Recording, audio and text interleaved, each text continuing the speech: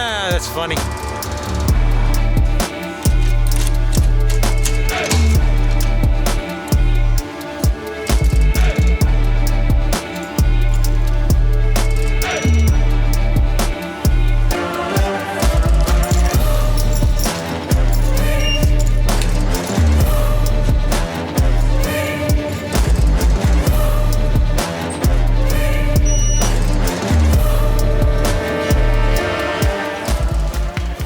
There she is.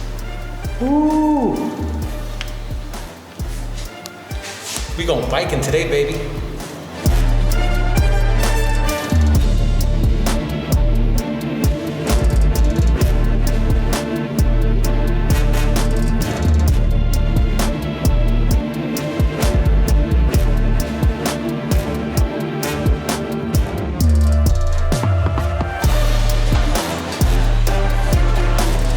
Biking in Albania, baby.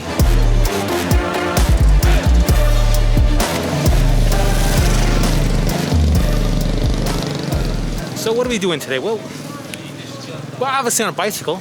Giving you guys something a little different. Tirana is a small city, very beautiful. Easy to get around on your feet. If you're lazy, you can take a taxi or ride a bus. Now the buses tend to be a little crowded. We are in a COVID world. I really stress the idea of not wanting to be inside a can that's not regularly sanitized. A plane I can do, they at least wipe that shit down before everybody gets back on. But a bus, ooh, now that's something serious.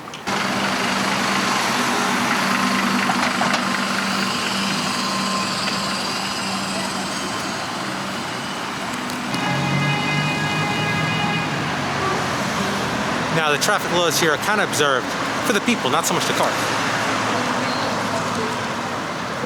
But it's time to go.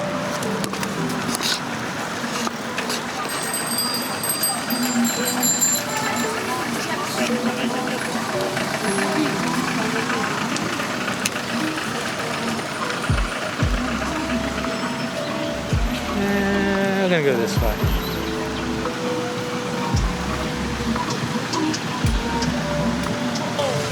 Hello! I have a passerby, I need to get over here.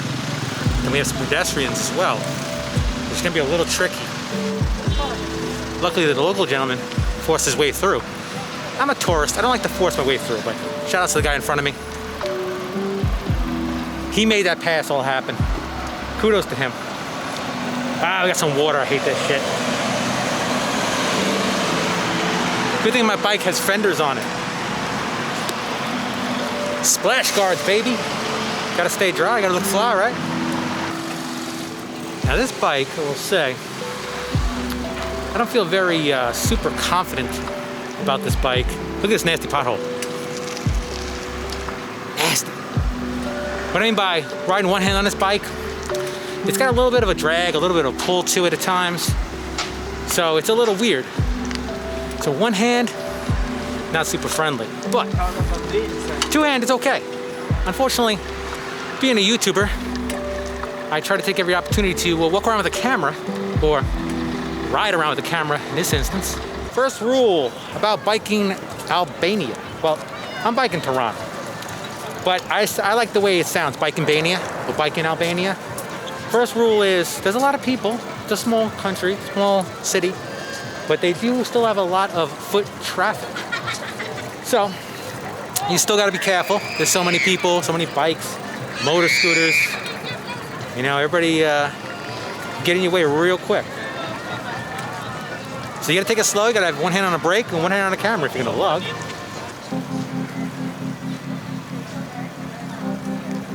Yeah, don't mind, there's a lot of beautiful women here. Insanely a large amount of beautiful women. So I'm trying to think where we should go first. Now real quick, I seen a guy one day yapping on his phone, riding his bicycle. He was obviously definitely a local. And he's over here where I'm going. And he clipped, because they have rocks, these boulders. This dude clipped the boulder with his bike because he was too busy on his phone. So this dude came in here and clipped that shit and went flying. And I was like, yo, I don't want to be that dude. So we got a bike gang, me and him, this guy right here, we're all part of a crew. They don't know it yet, but we're part of this crew together. Let's see. I got some traffic. I got a bike back. Hold on. I gotta see where I'm gonna start here. Now I'm currently standing in what they call Youth Park. It's like I think the proper pronunciation is Rihanna Park, but it's dubbed Youth Park. And it's a pretty cool park. There's a lot in here, believe it or not. It's not tremendously big, but Tirana has so many green spaces. But what I want to show you here right now is the Independence Monument. And basically what this celebrates is it was not created by an Albanian artist. I believe one of the artists was from Kosovo, one was from Germany, and it was actually created in Austria and then transported here. And what it does is it signifies basically the strength of the Albanian people, that they survived so long under such a suppression of a dictatorship. They made it through to the other side. And basically, that's what it means. It symbolizes the opening of Albania after 1991, after the end of communism. So it stands here. It's a beautiful structure at night. It is lit up at night. Bye-bye, Independence Monument. I'll see you shortly.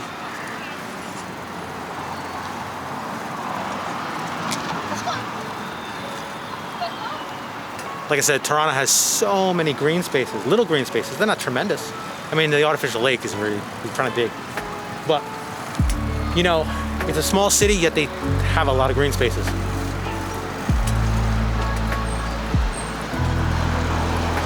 This was one of the first things I noticed about Tirana, was that just the ability to sit down and enjoy a nice little green space, grab some food off the street, grab a drink, sit down for a half hour.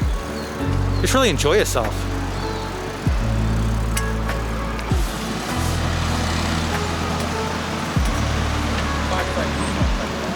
You thought I was going that way. Nah, I gotta show you something else. Gotta show you something else. Now this is still Youth Park, but this section right here is known as the Taiwan Complex. In there you have restaurants, a bowling alley. I think there's even a casino in there, I believe. The sign says so, and I think I stated in my last video, but I've not checked it out personally.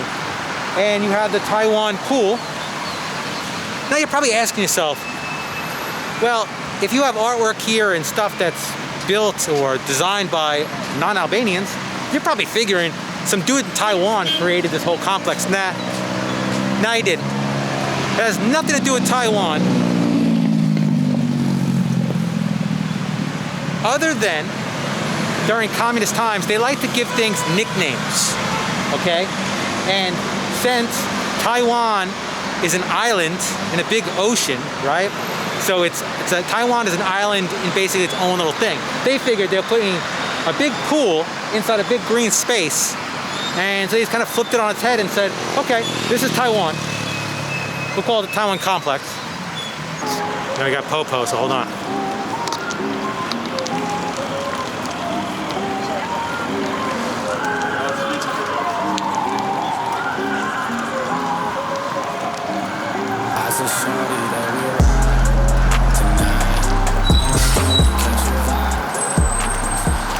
There was people waiting for the bus. Scooter guy going the wrong way. He's going the wrong way. Just want to point that out. He's supposed to be on the other side of the street. I see that a lot here. I see some people that really, respect the flow of traffic, and some just don't give a fuck.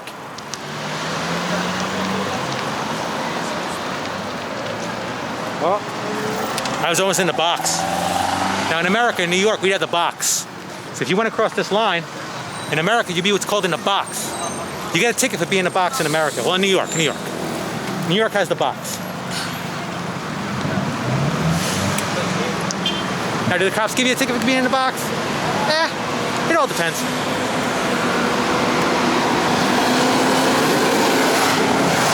All right, I'm gonna stop here because I'm on my next destination on my bike tour of Tirana. This right here is what they know as like Block Park.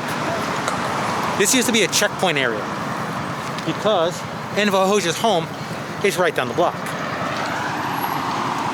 So right here, from the bike, I'm gonna try to do this from the bike. I'm gonna have to get off the bike. Now you're not supposed to walk or run on this grass, but I gotta park my bike somewhere so it doesn't get stolen. I'm not saying people are thieves around here, but the camera shop I go to for gear here, he had his bike stolen. A couple days before I met him, he had his bike stolen. So, all right, so let me explain what this all is. There's three things here. You have three different things. They all have a significance. Now these three things were not here, they were put here, placed here, as a remembrance for the people of Tirana, Albania, visitors, anybody that comes here. It's a remembrance that these three things represented communist times, the harsh situation, the lifestyle that these people had to live under the regime, under Enver Hoxha's communist regime. So first we start off with the bunker. Now you say, what's the deal with the bunker? Well, Enver Hoxha was a little of a nut job. He was a crazy SOB, let's just be honest, he was crazy. So these bunkers, the bunker is here to represent that he was so crazy and thought that the West was going to invade at any time, invade little old Albania, that he built over 170,000 bunkers around the country, and most of them still exist to this day. They just spread out all over the place, and they actually served zero purpose. Zero purpose. Then over here we have the Berlin Wall. That's an actual piece of the Berlin Wall dedicated from Germany here to Albania. Now there's pieces of this wall all around the world, but they hold more significance in any country that obviously lived under communism. They were sectioned off from the West. So that wall is a legit piece of history. I mean, this is too, and so is that. But as a Westerner, growing up in America, that wall means something to me as well. I had a grandfather who fought in World War II. He was in Germany at the end of the war. So to see what happened after the fact with one of our allies, what they did to all these people in all these great countries, that wall does hold significance to me. Plus, in my lifetime, I got to see it come down. So it is something that I'm drawn to that the most out of these three things on a personal reason. But I could see how, not so much the bunkers, but this structure right here. This structure right here are actually structures from mine shafts from prison camps. Now, don't mind the mask on my ear. I just want to keep it so I can just put it right back on. But these mine shafts structures, they're cement, they're concrete. There was, I think, over 30 labor camps, prisons around Albania. There was one here right in Tirana. And a lot of those people in those prisons were actually just political prisoners, people that opposed the regime, opposed Enver Hoxha's regime. And they were sentenced to hard labor. Most common sentence was at least 10 years of hard labor for a lot of people. A lot of people died in those prisons, in those mines, mining minerals, which there are minerals in Albania to be mined, and they put them to work. So it's there to make people understand that people that did nothing wrong, they didn't break any laws, they didn't hurt anybody. They just opposed the ideas of a regime. A lot of them lost their lives working in mines, in prisons. Terrible. And I think those are actually from a prison named SPAC, S-P-A-C, but definitely not how it's pronounced. So, there's a lot of history here. And it's like I said, the history here is here so you remember it. And it's for everybody. Like I said, I'm a tourist, and I could kind of appreciate the Berlin Wall. I understand this, the meaning of this to the people of Albania. And I think anybody can understand work camps, labor camps, the hardship of people just opposing an idea being put to hard labor. It's crazy. I secured the bike. Let's see if we can dip down without somebody stealing our bike. Because it ain't my bike. All right. Is somebody looking fresh shit in here or something? It's hot. It's hot. It's dark as shit here today. Ooh.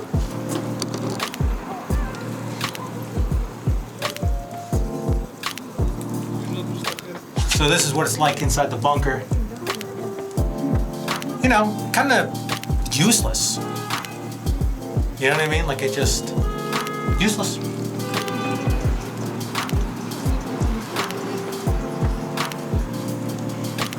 Let's get the fuck out of here.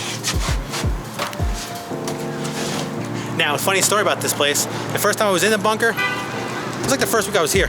I got bit by a bug on my neck. I had this welt on my neck for like a week. But I survived, obviously, so thanks for your concerns. But shall we continue on? Damn, that bike is sexy. Got it wrong way again. Some people just don't know which way to go. Fucker. Very nice flowers. Nice. You're welcome. We got Goodies Burgers right here.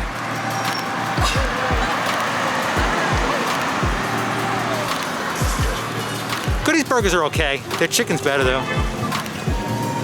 Their chicken nuggets are actually probably the better chicken nuggets I've had here. I haven't had fried chicken before I came here for over 3 months. Got a stop sign.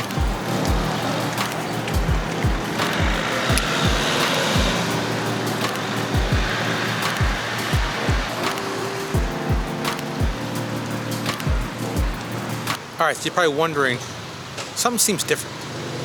Yeah, it's a different day, and I'm wearing different clothes. What happened was yesterday I kind of fucked up, and I double pressed record on my camera, meaning that I actually did not record an entire segment for the video. So, to be the good YouTuber I am, and to show my dedication to you guys, I could have easily just left that part out and just act like it didn't happen. But no, I decided to come out, reshoot this part. What I want to show you today is Enver Hoxha's home. Now, Enver Hoxha was a brutal dictator that led a regime during communist times here. I talked about him when we were at Post-Block, how insane this guy was, how crazy he was. But when you look at his home, which sits vacant here today, I mean, by today's standards, it's not very elaborate. And he's got a little pool over here, and if you can see it, he's got a little pool there. But by today's standards, like I said, it's not very elaborate. But one of the most interesting things I find about Enver Hoxha's home, I mean, he died in 1985, and it's 2021 now, but like I said, one of the most interesting things I find about the situation here is that this man tried so hard to keep the Western world out of Albania, the influence. But his vacant home sits right across from good old, that's right, good old Colonel Sanders and KFC. I mean, that's pretty dope. That's pretty dope if you ask me. That's like a big FU.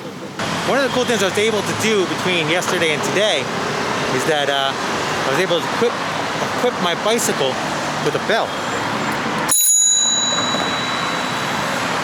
Pretty dope.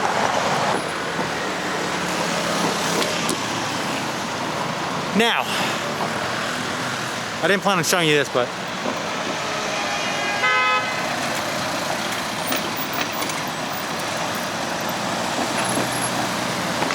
damn, she knows the stress of trying to fit in jeans. Yikes. Anyway, so the next stop here is what's known as the Block Bridge. Block Bridge is because this was almost like a checkpoint between getting down to Enver Hoxha's home. This separated the people of Tirana from the regime, the loyalist regime, the officials of the regime, Enver Hoxha himself. This was their safety net. This was their safe zone. The Lana River flows right here. It actually flows down from the mountains. Goes that way. We got a little bell action. That guy's happy on the bell. So, Block Bridge. This was the gateway to Enver Hoxha's home, gateway to the regime. People were not allowed over here unless they were part of the regime. Everybody else had to live that way. So there is significance here, and that's why it's decorated. This bridge is different than all the other ones. The other ones are just the same, the identical bridge. This one is different. It has a meaning to it. Now, these people fucked my program up because I was going to go in the center over here. But you know what though? Life's tricky like that. You can't care.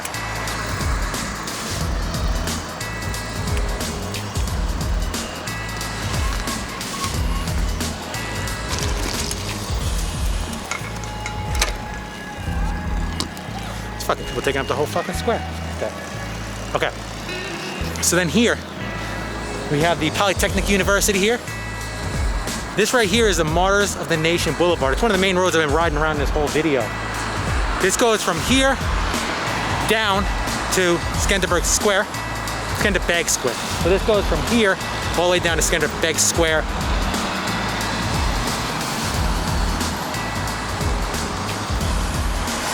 I don't want to make this video too long. I do not want you guys to get bored. A lot of you people don't like history, I get it. You don't like your mind stimulated other than seeing some ass or some tits. I mean, we all like that type of stimulation. But also too, there's so much history here in Tirana. I figured I'll show it to you briefly on my bicycle. This way it kind of keeps you guys going, and I'll try to show you some pretty girls in the past view. Just keep you pervs interested. But yeah, so let's do this. Get the fuck out of here.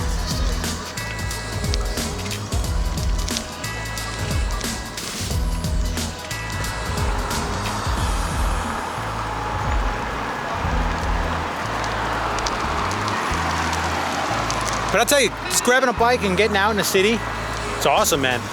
I couldn't do this in Istanbul because nobody rode a fucking bike in Istanbul. There was no skateboarders, no rollerbladers. I mean, I saw one skateboarder in 3 months. Like 1 or 2 bicyclists, maybe 3 bicyclists in 3 months. I didn't see nobody. I didn't want to be in the box.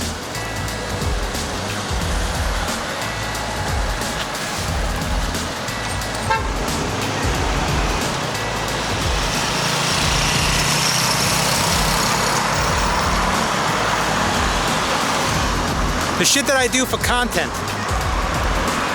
You know, it's not very safe riding around, vlogging, when you don't have like the best bike in the world. The bike's a little janky at times. You gotta ride with one hand.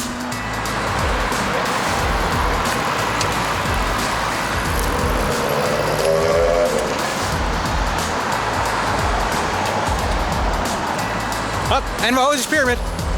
So that is the Pyramid of Tirana.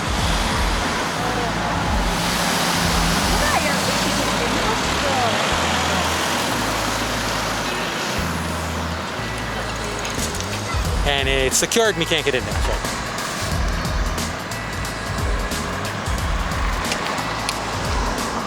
I don't want to be in anybody's way. There are bikers coming, so I'm gonna take my bike. But I might have to mask up, so I'm gonna try to stay over here, away from everybody.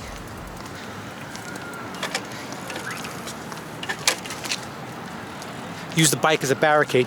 Anyway, this right here, this white thing, when you're looking at it going, what is that supposed to be? It's an art installation. It's called The Cloud. Came here, I think, until 2013, I think came here. It was a Japanese artist, forgive me, I don't remember his name. I don't want to butcher it, I don't remember it. I could look it up, I'm not going to. And it's a 3D installation. It's cooler at night, but I've seen it in night photos when it was maintained. Honestly, it's not that maintained. So Albania, Tirana, the city of Tirana, it needs some pressure washing. When you have a white installation like this or anything white outside, you need to power wash to get that mildew off. So the mildew, all that green you see, that affects the 3D quality, the 3D dimension of it. It's the mildew that kind of messes it up. Plus there's glass inside, and with the light, it's supposed to make you feel like you're in a cloud. Well, unfortunately, a lot of the glass is greenish from the mildew. It needs to be pressure washed. Just being honest. I mean, if you're in Tirana, sure, you're gonna walk by it a million freaking times. But it's not something that I would come and stop and take my, all right, this is a little fucking rickety-rackety. Man, I'm trying to ride up this damn thing and I'm like, ching-ching, thinking I'm breaking tiles. Oh, here it is, here's the guy's name, hold on.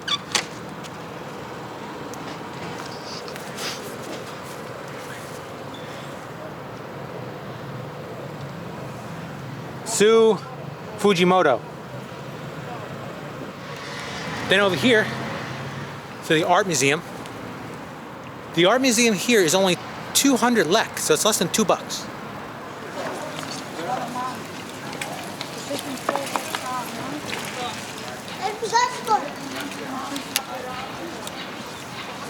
I don't want to be that guy zipping through people, so. But you can actually hear, you guys probably can't hear it, but the bricks below my bicycle are like cling, clock, cling, clock, cling, clock.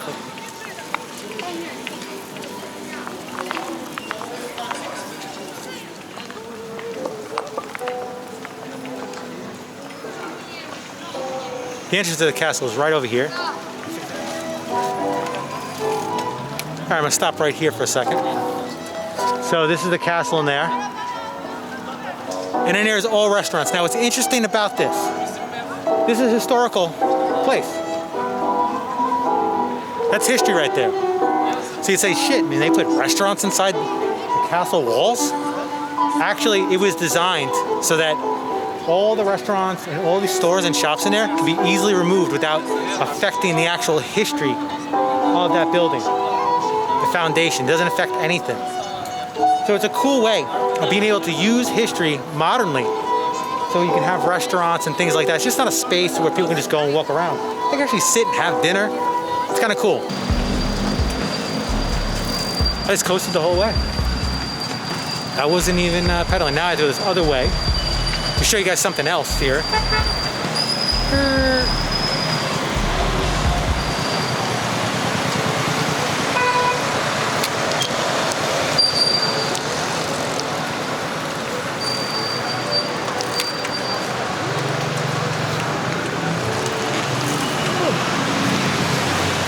I'm telling you, this bike is not nut friendly.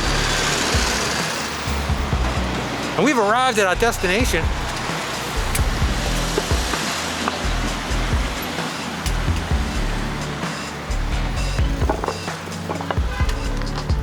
This right here is known as Tanner's Pass or Tanner's Bridge. And this has been here for since the 18th century, I believe. And believe it or not, the Lana River, which I showed you, which is right here. I showed you it down there, but the Lana River is right there. That flows down from the mountains. The river used to run through here. That was the reason for the little bridge, the little walkway, was that the Lana River ran underneath and people had to walk over. So yes, that river used to flow through here. So what they did was they diverted it when they built this here and put basically the river in its own little path, its own little canal, its own little channel.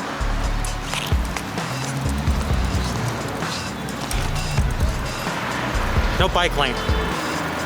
So you kind of have to create your own here.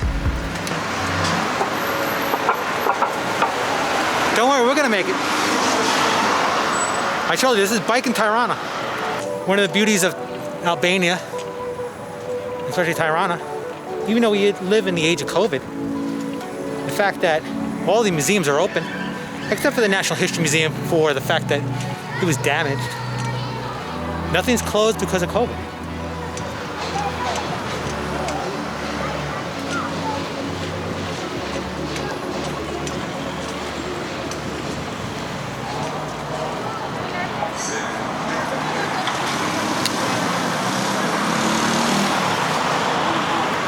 That's an actual nuclear bunker that was built during communist times here under Enver Hoxha's regime. And basically this bunker served all these buildings in here. All these buildings you see here, all this fine Italian architecture was actually all ministry buildings. And to this day, they still are ministry buildings. They still are government buildings in here.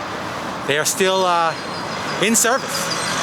But this nuclear bunker, because Enver Hoxha thought there was going to be a nuclear war, there's actually a bunker underneath that served all these different ministries.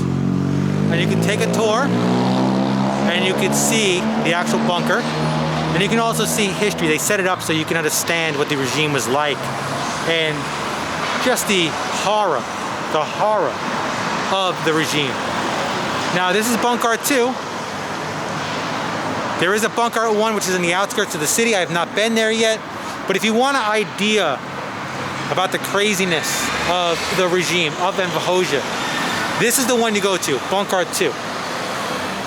This one will give you the real idea of how insane this guy was and just how horrific it was for Albanians living in this country at that time.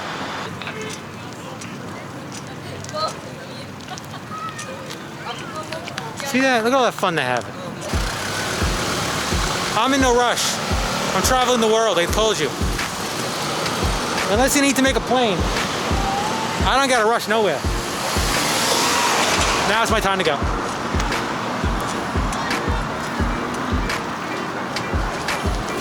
All right, we're gonna stay in the street here.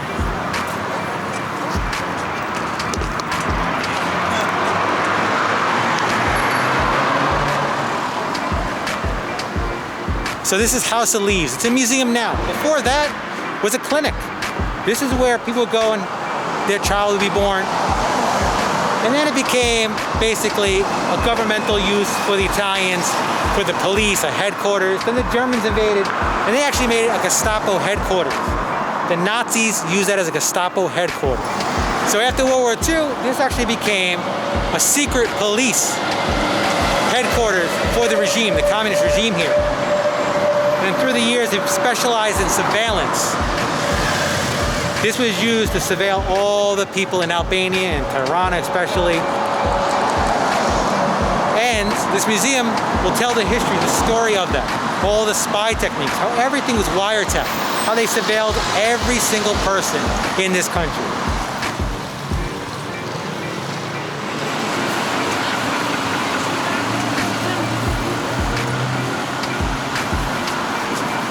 Bike life has come to a crawl. Got that freewheel, baby. Freewheel.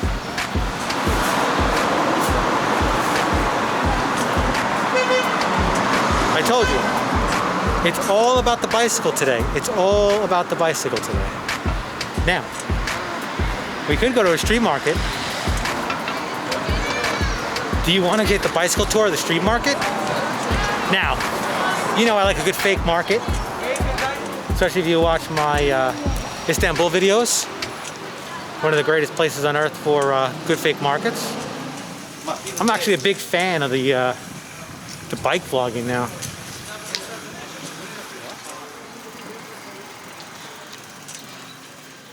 Now this market closes up at 3 o'clock today. Some places stay a little open a little later, but it's 3 o'clock here. And it goes to the left and to the right. But I'm going to go to the right, and we'll roll through. Now, what's funny is I can ride my bike through here. You want to know why? They drive cars through here. Cars, people, cars.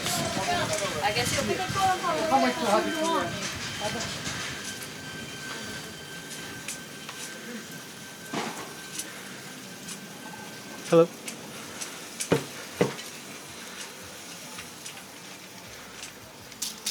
Now there's some cool stuff here. Unfortunately, it's all made in Turkey, number one. And the price is about 4.5 to 5 times the same price of in Turkey, which makes it a little difficult, a little hard to swallow, unless you definitely need something. Like if you need something, then this is the place to come get it though, because you will save some money. It's like handcrafted, like. I bought stuff there.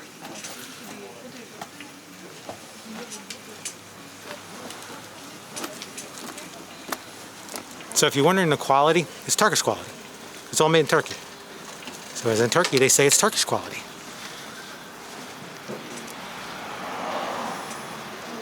Hello. This roadway is known as, I believe, the Street to Italy, or yes, the Street to Italy. So it was actually dedicated to Mussolini under Zog. Hello. Hello. So in the center of this road, one of the coolest things is, we're going to go on there.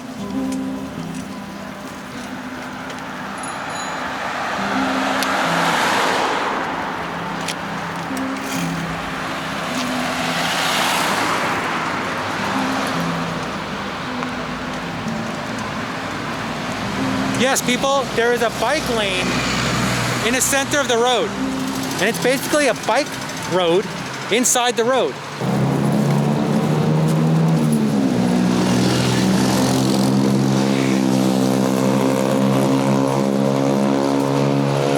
Looks like we're gonna have some congestion here. Man, We don't care about that car. Oh, don't worry about me. I'm just vlogging.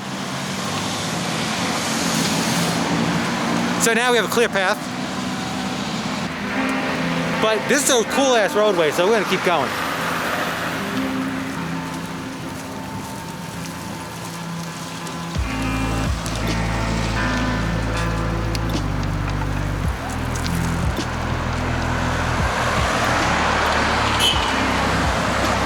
Looks like we come to the end of the road, folks.